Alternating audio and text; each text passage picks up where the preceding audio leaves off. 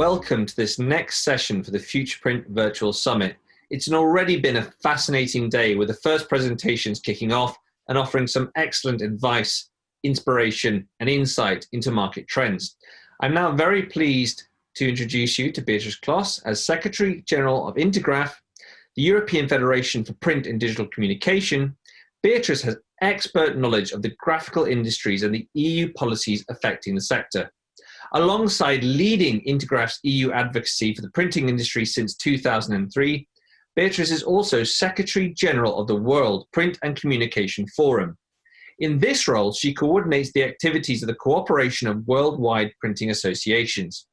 And in fact, since 2015, she additionally manages FTA Europe, the European Association for Flexographic Printing. Beatrice's work for the printing industry includes lobbying towards the EU institutions, developing ISO standards, organizing large international conferences and exhibitions, and managing Intergraph's certification scheme for security printers.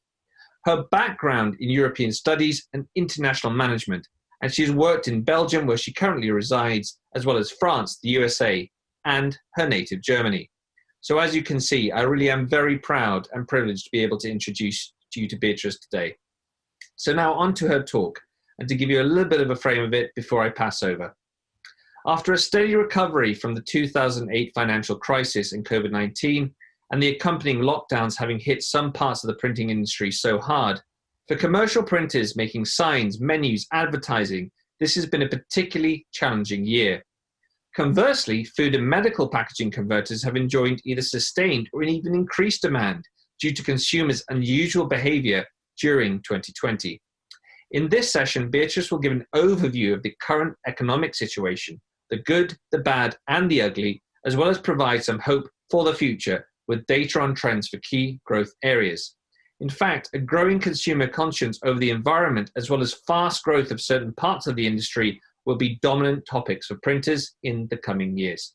So without further ado, Beatrice, thank you very much for joining us at the FuturePrint Virtual Summit today, and I'll hand over to you.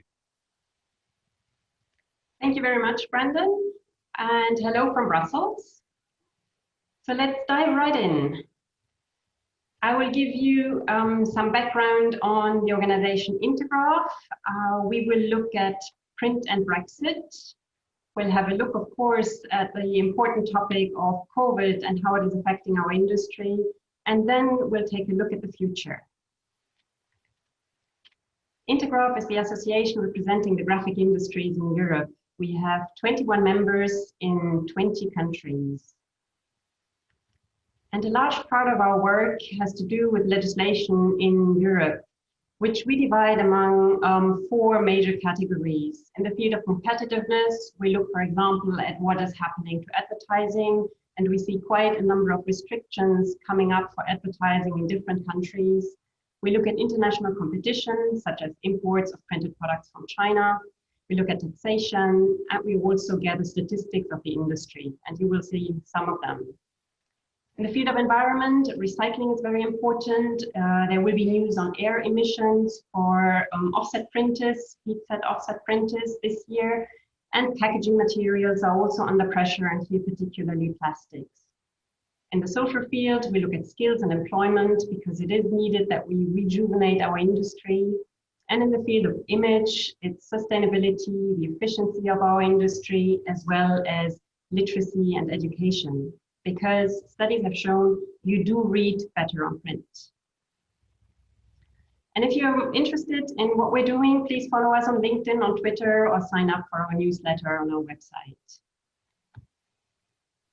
There are quite some figures in this presentation, and many of those you can find in our 2020 economic report, where we gather all the information about the printing industry. For example, the profile of the European graphic industry. We have 109,000 companies. It's a large sector, employing 603,000 employees and generating a turnover of 79 billion euros. And this is data for the 27 EU countries plus the UK. If we look at the share of production value, we see that in graphic print, about a third is composed by advertising, another third by media, so books, magazines, and newspapers, And the last third is labels, security printing, and catalogs. Now let's have a look at print and Brexit. So in January 2020, the UK left the EU, which means that the second largest country is no longer part of the single market.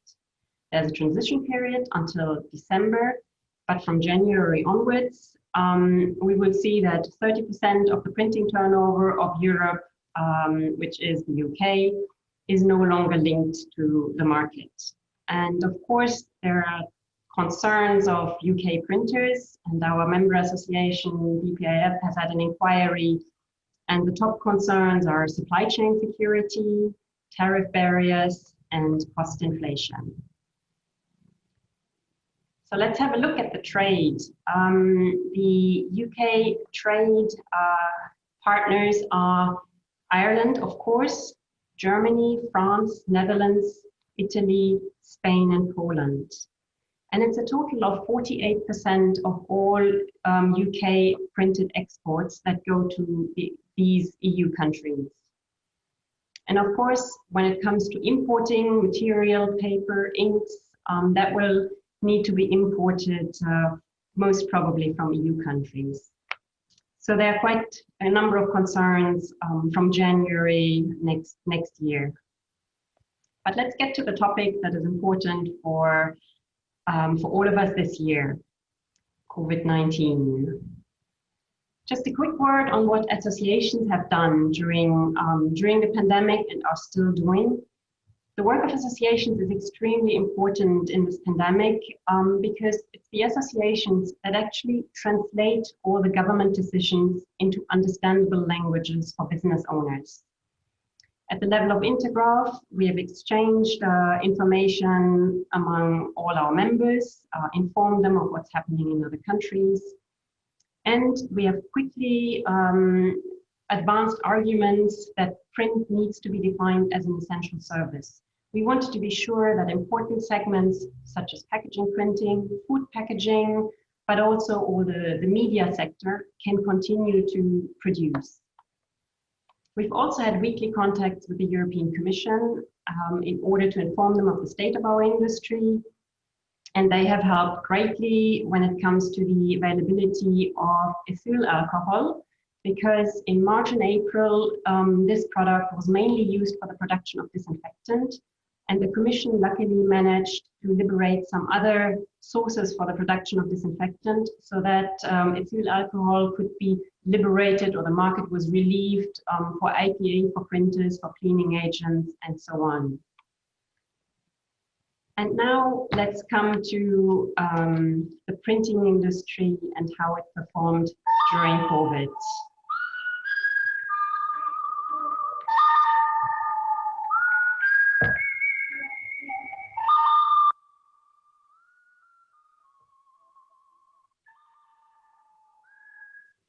And I will take the analogy of the film, The Good, the Bad, and the Ugly to demonstrate that. Let's start with the ugly. Some printers have lost up to 80% of their turnover during the months of March, April, May. Printers experience severe cash flow problems, and some printers will declare bankruptcy. We are believing that this will happen rather towards the end of this year and the beginning of next year, when the government fundings will run out. But we've also seen that one of the advantages of the products we produce, the touch and feel, has become something dangerous in the minds of consumers, because every surface could potentially carry the virus. So let's look what our customers did during the beginning of the crisis. We have here a survey from April this year from the World Federation of Advertisers. And they have predicted that the first half of 2020 shows a minus of 43% in advertising budgets. For the full year, that will have a consequence of almost a third of budget not spent on advertising. And this is not only for print, this is for all advertising channels. Worst hit, of course, are events, followed by outdoor advertising, and then by print with a minus of 37%. We've also seen deferral of advertising campaigns, with 63% of advertisers deferring campaigns by 3 to 6 months. So now it is starting again. We do see advertising coming back, luckily. Now let's look at the bad. We see again that the printing industry needs a fully functioning economy to thrive. When there's a crisis and it affects the whole economy, print is severely hit. We see supply chain disruptions, we see price increases, and we've also seen in this pandemic that the public is getting used to a more digital life. Let's have a look at the GDP growth.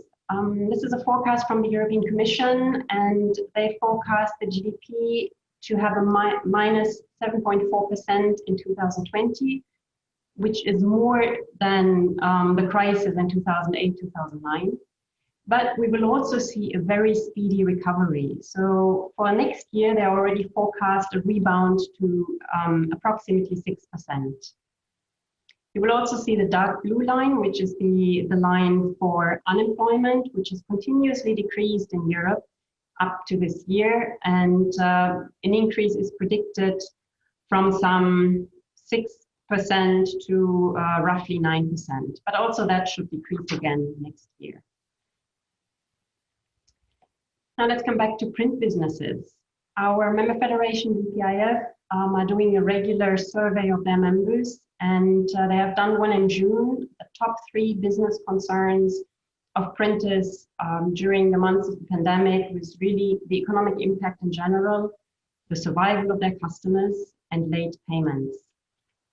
And you will see here that Brexit does not play a significant role in this survey in June. Now, if we take a look at the same survey in August, we see that Brexit has increased tremendously in importance, with the insecurity of a deal being established rising and the date of January coming closer. We're also looking at trends that Smithers reports. So here you see the evolution of graphic print in blue and printed packaging and labels. And Smithers forecasts a decrease of the printing industry in total of about 10%, and out of that, a decrease of 3% for packaging, which will quickly recover in 2021 and continue increasing, and a decrease of close to 17%, around 17% for graphic print. And there, from 21 onwards, we see a sort of stabilization at the same level. But now let's come to the more positive effects of COVID. We've seen that printing has quickly been defined as an essential service to support the economy. Printers making packaging have seen either stable or increased demand. And the EU and its member states have liberated enormous budgets to help companies. We see that the expectations for the coming months are rather positive. We have positive surveys and expectations. I've seen that in Germany, I've seen that from the UK, and these are 2 large markets. We're seeing advertising coming back, and we also see that print is needed for a restart of business, and I will come to that. Let me refer again to Smithers and their forecasts. When we look at printing technologies for the coming years, we see rather decrease for the offset side, but we see a strong increase of inkjet. So inkjet is really forecasted to increase quite a bit between now and 2024. And then there's, of course, good news for governments who want to encourage a circular economy, because the printing industry produces some of the most circular products. 71.6% of all paper is recycled in the EU. And when we look at paper and board as a packaging material, it's the most recycled packaging material in Europe with 82%. More than steel, more than glass, and more than aluminum. But let's get back to printers and how they can help the economy. There are print products that we never thought would exist or would be needed. Here, for example, you have a cardboard crocodile as a placekeeper in a restaurant to ensure social distancing. Here, another example of a print product to separate people at a table. You also have lots of public spaces, here a space in the mall where spaces need to be kept empty for social distancing, and these could be used for advertising, for example. Those yellow lines don't need to be yellow lines. They can be advertisements for the stores in the mall. Printed advertisement, of course. We see the social distancing stickers, all examples of print products, also posters that everybody needs now. And some ideas also for the empty stadiums for football games. For example, here an example from Korea, where they have cut out cardboard figures with advertisement that are sitting in the stands instead of the public. And last but not least, a very traditional channel, door drops and direct mail. They have seen an immense increase. So the interaction with direct mail has increased in Q2 by 11%. And door drops have increased consumer engagement by 15% this year. So very traditional advertising channels work really well. And in the pandemic, when everyone is at home, direct mail and door drops work extremely well. Now let's look at the future. When I started in the industry, I very much saw the slogan print versus digital. This is the advantages of print versus the advantages or disadvantages of digital. That's no longer the case. Print and digital. But even that's no longer the case. We really have to call it now digital and print. Print has become a support function to the digital economy. And why is print so important? Well, in the past, new businesses needed posters, business cards, menus, leaflets. Now, the first thing a new business needs is a website and create a presence on social media. And the consequence is the printer is no longer the first point of contact for a new business. So if you offer digital services, that will again make you the first point of contact. And those companies will need print in the future. I've seen a quote from a company who's producing mobile applications. It's a printing company, and they say, we create products that reach people no matter where, when, or through which medium. So they've really become a communication service provider. So what are the next steps? Well, reinvent business models, become a bridge between the physical and the digital world for your customers. Innovate. And don't only look at your competitors. Disruptions come very much from outside. Good ideas can come from the outside. We will see automated print shops. We will see robotics and artificial intelligence affecting our sector. We need to attract new talent. And we will see increased efficiency, the exploitation of big data, cloud solutions, and so on. But you don't have to do that all alone. Partner and collaborate. Partner with your customers, with your suppliers, up and down the print value chain, or with other print companies. And with that, I've pretty much come to the end of my presentation. So we've seen that print has been hit very hard during the pandemic, but printers also provide help to restart businesses. We've seen that Brexit is of major concern for the coming months and years, probably. We've seen that digital services are a must. Innovation is a must, but you don't have to do it alone. You have the possibility to partner, to merge, to collaborate with others from the sector or from outside the sector. So in the end, be the good guy. And with that, I'm thanking you for the presentation, and I'm handing back to Brandon. Beatrice, thank you so much for that excellent presentation.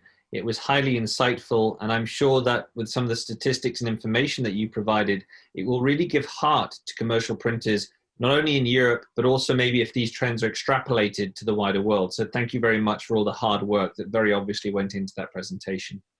So what I was interested to find out a little bit about is, for those who don't know a huge amount, you touched on it at the start of your presentation, but the work that Intergraph does with trade associations across Europe is so integral to knitting together the interests, support that lobbying, as you explained, to the European Union. So maybe if it's fascinating, I'm sure, for many people to understand how that works. So could you just give a little bit more insight into that intrinsic work that Intergraph does to bring all of our trade associations together to make some progress?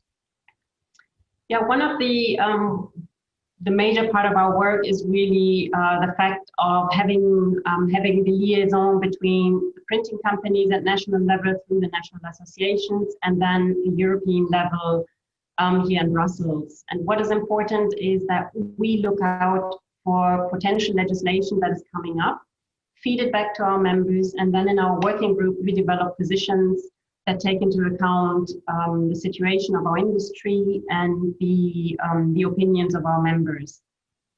Yes. That's most of our work. Yeah, and it's very, very important work as well. And considering the last slide and the reference to Brexit, and sitting here in the UK, I can only apologise.